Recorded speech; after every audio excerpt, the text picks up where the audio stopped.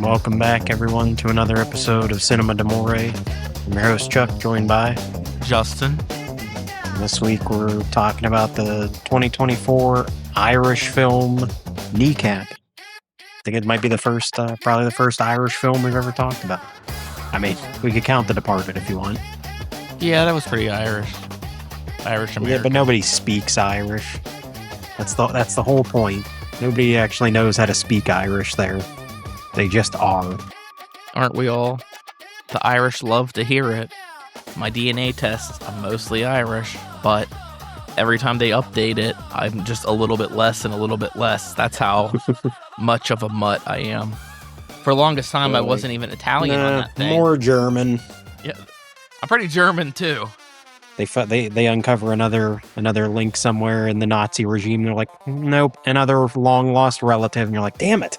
Thankfully, we were out of there, my family, before then, but, you know, they were fighting World War II as Americans, so maybe there's something worse down. I'm sure there's a worse history for my family somewhere down the line, but we weren't Nazis, at least not in the traditional sense of a Nazi. Yeah, it's an autobiographical film, a biopic, I guess this would be. One of the rare films where the artists perform as themselves. Usually you get a biopic after everyone's already dead and they're played by somebody you've never heard of before. Typically. But yeah. I feel like that fits this group's style. They're like, no, we're going to do a biopic when we've only been around for like 5 years. We'll play ourselves. We're the heroes of the story. It seems like they have a pretty big fan base. I wasn't familiar with them at all before you brought them up, and I think that might have to do with like apparently a lot of their ties with the United States have not gone over so well since they're pro-Palestine. They're banned from a lot of places. Yeah, I don't even think they're banned here, but like they just don't, I guess, do a lot of concerts and stuff here. Like they just can't get the venues. And I'm not against any of that stuff. I think that's kind of ridiculous to be. You should definitely be against genocide. I think that this movie has the vibes of what I would hope if they ever did like a Beastie Boys biopic, that it would be something similar to this, where I was looking up some of the stuff, and obviously not all of it happens or transpires in the way that it happens. They seem to be more willing to be caricatures of themselves, I guess. Yeah. And they kind of are making a gangster rap album with this movie, because they tell it like they're pretty hard, except for the one DJ character, JJ. He's a school teacher. Yeah, he's a school teacher. He's a music teacher, so he's got the music background to help him out, but he's not the drug guy until they bring him in and start giving him all the drugs. I do really love the way that they borrow that style from other directors who've done it before, like Michael Gondry, of throwing in the random animation to kind of show those drug scenes, or even just for effect. Like there's scenes where they're in his music class, and while the kids are playing instruments, there's like lines radiating off of like the guitars when they're playing them and the drums and stuff. So they just throw those random flourishes in there. But then also there's a moment when they're all claymation out of nowhere. They just they take ketamine instead of cocaine again, and they're all just claymation, and that woman turns into a living radio, and they're like, what the fuck's going on, dude? Yeah, did you mix up that here? Did you mix up those drugs again? Yeah, so they're losing their minds. It was also giving me vibes of Trainspotting, and that was even before the guy went into the garbage can, like Ewan McGregor goes into the toilet. Like there's one moment where, he kind of goes diving for his acid that he threw away. He's gonna get more drugs, yeah. Yeah, and he like slips in way too comically or unnaturally, and I really like that. It's like, there's no way that garbage can could be that deep that he fully submerges all the way into it when he goes head first into it. Yeah. And then emerges completely back out of it. Yeah, and I was like, "There's the toilet scene right there," and I already had Yeah. those vibes before we got that far into the movie. Yeah, they throw a lot of that like really great surreal type stuff in there. The other great moment when he gets on the bus after taking the drugs, and everyone on the bus is like all their clothes are the pattern of the seats on the buses, which is like they look like Dan Flash's patterns. There's just shapes and colors going everywhere. And he's just slowly starting to lose it. And he's just like, Yeah, I got to get off the bus. and that's I how can't I ride the was. bus I home. smoked before I watched it, and but that's pretty early on in the movie where they're Yeah, like they're not even just Dan Flash's style. There's actually like a vibing light thing going on, yeah. and I was like, "This is insane." But it probably must have been really fun to match the wardrobe to the set dressing like that. It really did make me think of a Spike Jonze music video because they definitely do like how you said like the animation over top of scenes, but they also seem to do some crazy practical effects. But they're so random when they happen. I think it's a case of like it feels very much like a Robert Rodriguez, like they just throw it in when they could. It's like, hey, Yeah, we found a place where we could do a cool effect or do a cool shot. Should we put it in? And it's like, hey, we have to use what we can. Like it's not a this isn't a huge 10-15 million dollar budgeted film. It's a small, kind of independent film from Ireland with all Irish speakers, most of whom aren't going to be well known to anyone outside of Ireland other than Michael Fassbender, I who wasn't expecting him which to I be in it. as I much. Well, I Not at know all. Like even prior to watching it, I knew he was in it, but I expected it to just be like a cameo, like he's in one scene, and he's in a lot of the movie. Like he is throughout this film. He keeps popping up over and over. I was like, damn, they Yeah, really got Michael Fassbender to be in this. his character is dead depending on who you ask is the the narration with him, which is also really funny. And I did enjoy the beginning where they start with all the war clips when they were fighting England, and Yeah. it's really funny where they're like, every Irish movie starts with this, but not our film." It's like your film literally just started with it.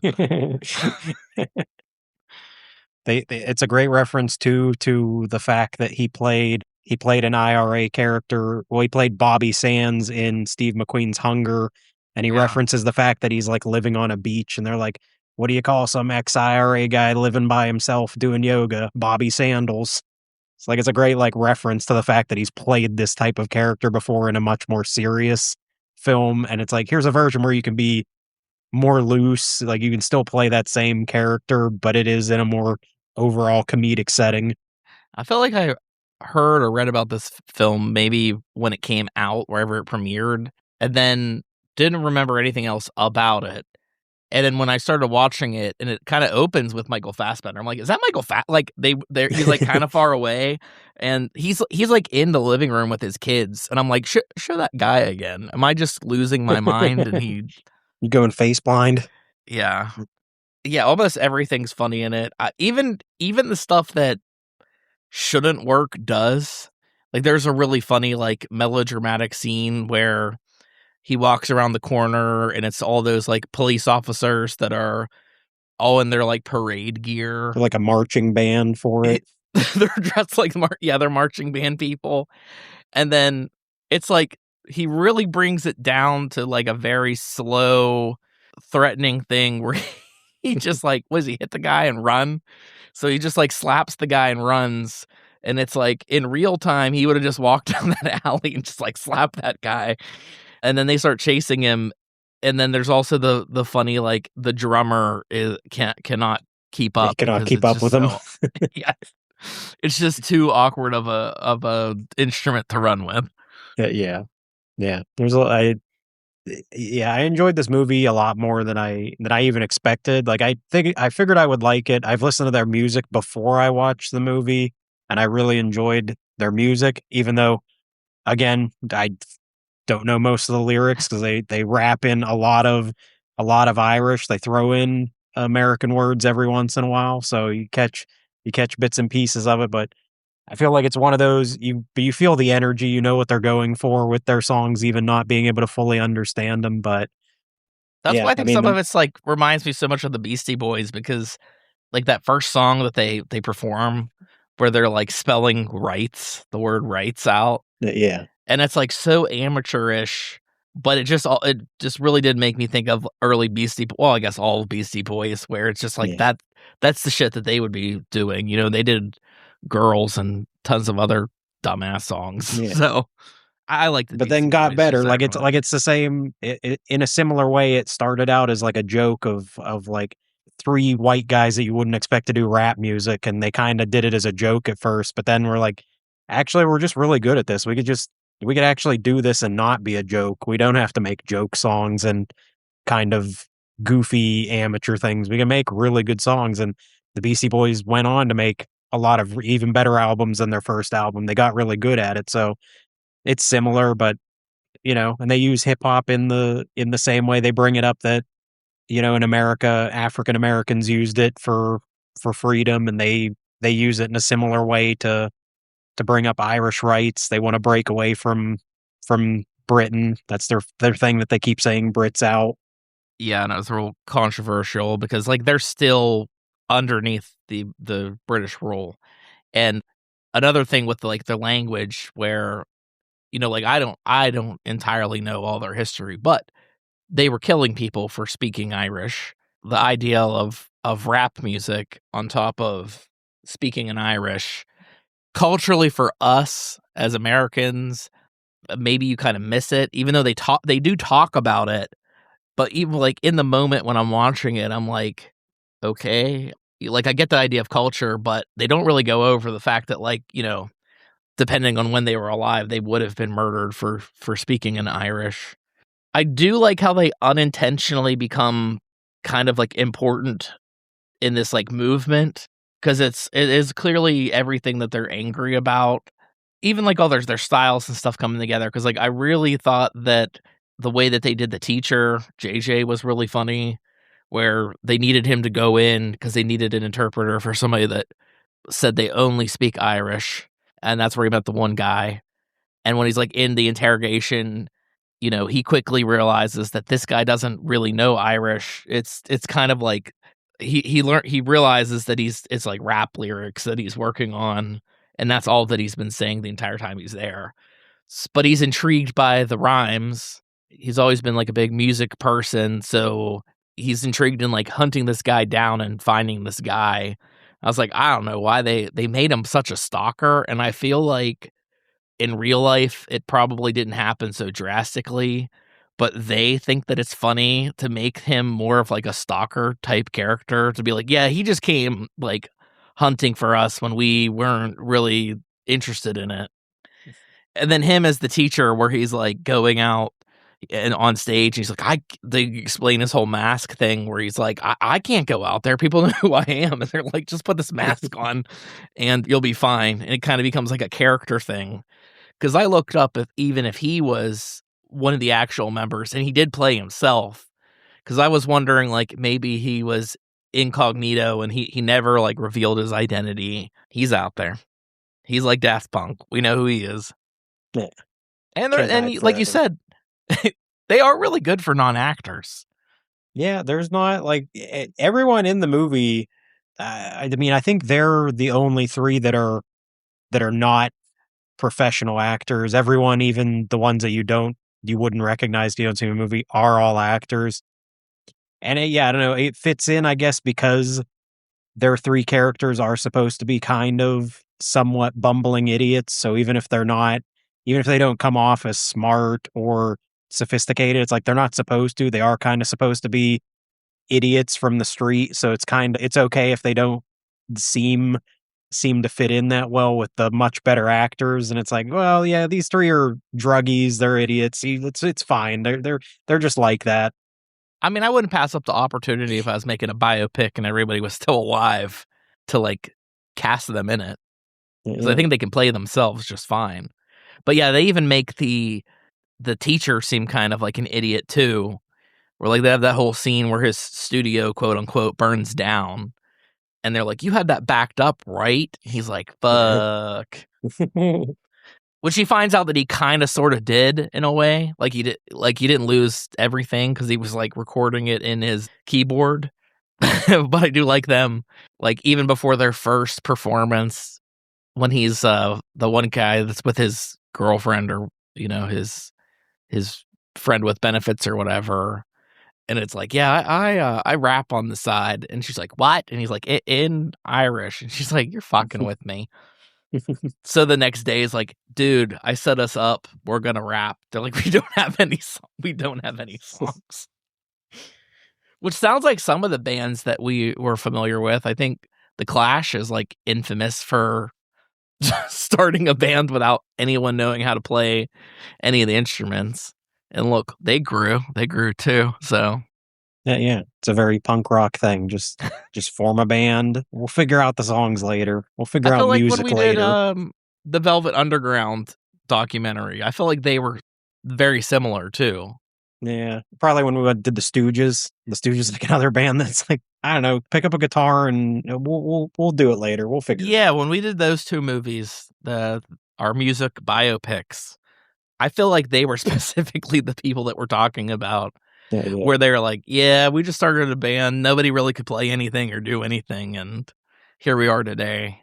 This movie also is a great. I love the way they show their drugs, like they're the radical Republicans against drugs, and they're Yeah. like, "You got to tell us who your supplier is," and they do that whole thing where it's like, "Our supplier, the postman." It's like he doesn't even know he delivers drugs to us. We order it off of the dark web, and he just drops it off at this address. Like that's where we get our supply from. There's no like shadow figure. It's also, yeah, we buy it on the dark web. And then it's really funny when the government like tracks it down and they're like, so you've been getting this in the mail, have you? Yeah, the radical Republicans against drugs are really fucking funny. Our rad. Are rad. And they're like, your first word's radical. It's terrible. You guys need to work on it. And then they make that deal where they're like, we want you to sell drugs for us. Yeah, They're we're like, wait, radical Republicans before we're against drugs. yeah, it's in the name. We're not the radical Republicans against making money. Right. They seemed like the funniest, like, out of left field group, so I don't know if they were real or if they really, like, had somebody, like, shoot up one of their concerts, like how that went down in the movie, but Yeah. And it's a great. I do like the reveal that we get of them because it's always just the guy that's the head of the RRAD, and he's always got like his two henchmen with him. And then when they're kind of like exposed, they play the recording of them trying to make the drug deal, even though they've been saying they're against drugs this whole time. And they chase him down, and Michael Fassbender's like, I'll take care of my son," and he's immediately like, "That guy works for MI5. That guy's been reporting to the police this entire time." Like, he's like, "What kind of operation are you running here? You got these two guys like they've been working for the government the whole time. You've been letting them in on everything. yeah, They're just surrounded by bumbling idiots." it's a pretty good stylized movie that I would recommend. You found it, it's on Hulu. I think it was just Yeah. added. It was on Netflix. I got worried because I picked it and then I looked it up because it was on Netflix and I was like, cool, it's on Netflix. And then as I clicked on it, it was like leaving tomorrow. And I was like, well, I really hope it moves somewhere else because I don't have time to watch it before tomorrow. That's the meme that I've been seeing recently about Netflix, where they're like, Netflix will let you search the title. It'll even suggest the title. And then it'll So go, you'll oh, we click don't on have it that and it'll be title. like, we don't have that. Yeah, it's not here. But we got a movie similar to it. What are you looking for? Harry Potter? Harry Potter and the Sorcerer's Stone? How about Percy Jackson? They're like, have you watched Soul Plane? I think that is something that you might like. Yeah, and it's a very fun, like, neon, colorful type thing that makes me think of Harmony Korine would maybe possibly do too. I don't know if it's his Yeah. style. It's not really his style, like 100%, but it does have that like Breakers vibe. And it's not Yeah. just the ski. It's not just the ski mask, but that also helps. That also helps it feel like that. It's not just the ski mask, the drugs, the guns. The alien. Well, they have their famous cameo with James Franco, so Yeah. I think this one's doing much better. Much better with Michael Fassbender. Yeah, I mean, as of today's recording, he hasn't disappointed us. There'll be like a huge scandal by the time this comes out. Yeah. Michael Fassbender, serial killer. Well, his wife's Alicia Vikander. I don't remember seeing her in anything for a while. And then they're in that new North Korean movie, Hope. I feel like Tomb Raider was the last thing I can remember her being in. I feel like she's been doing like a bunch of more like period Or maybe piece it's stuff been, since then. or it's been more like foreign things that haven't been super mainstream. Yeah.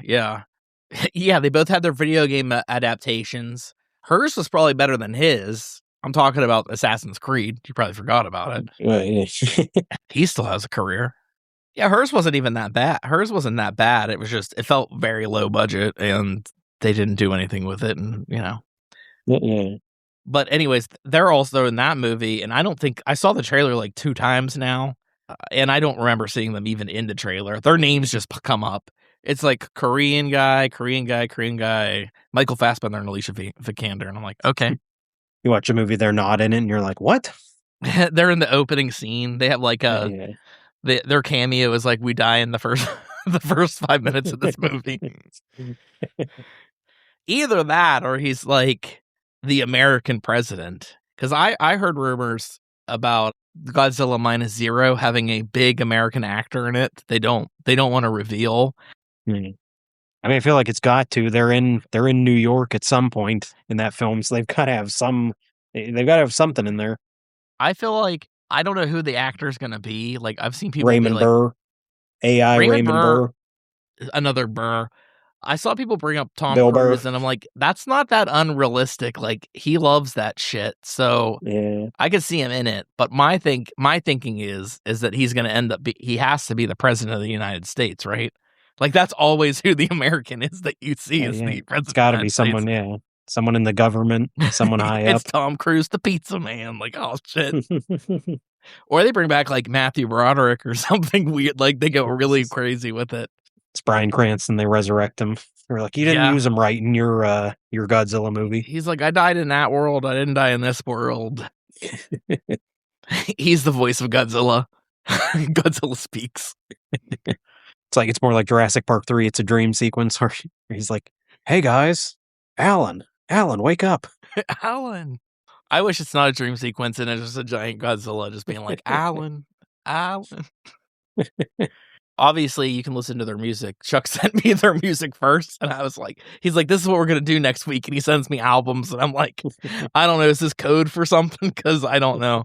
He's like, there's a movie, and it's based off of them, and it's literally called Kneecap, the name of their group. But yeah, it looks like it was recently added to Hulu, so should be on there for a while, hopefully. Yeah, if you're listening to this relatively soon, it should still be there. I would rent it for $4 or whatever if it were to come down to that. Yeah, it's a good one worth checking out. It's just we had to go something fun. We went way depressing last week, so I had to balance that back out. I don't think I can get that depressing again. It's definitely going to be fun next week too. Well, the next episode we do them we've been doing them bi-weekly. Yeah, I got that picked out ahead of time. I think it's really funny. I think it's a really funny movie, so I think that Chuck's gonna feel good about that one. Even the stuff that's pretty violent is also funny in it. So that's a plus. Yeah. Yeah, this movie made ketamine funny. Makes you sit there and go, I think I do want some drugs. Those guys look like they're having a good time. Yeah. You OD, you die. Yeah. The first time you try. We're the radical Republicans against drugs. We were talking about the drug thing too. They were doing their concerts where they were like giving out drugs. That's how they got people to show up at their shows. Like, they literally have them like throwing drugs at the kids, and they're like, "Yeah, they're the best." It's like, hopefully you balance that out right, where you're actually making money off of it. And they're like, we're losing money because we're just throwing drugs at people. Also, I really do like that their very first performance, where they just had like 6 old guys and like one girl that I think worked there who was like somewhat younger. So like she starts recording with her phone, and typically in a biopic music, it's gonna be, oh, this is the moment where they're like absolutely their best. They fucking botch it really badly, and it's really fucking funny. And I feel like everyone shows up to the second show because they're like, yeah, they're rapping in Irish. It's fucking weird. We got to go see. That's not because everybody was like overly impressed. Yeah. But then the that's second show- the first time when they're like he's like, I think I might have given us ketamine instead of coke. I had it in the wrong pocket. they're like rolling over on the stage when they come out. Like one guy's like barely holding on to the railing, like trying to keep himself upright.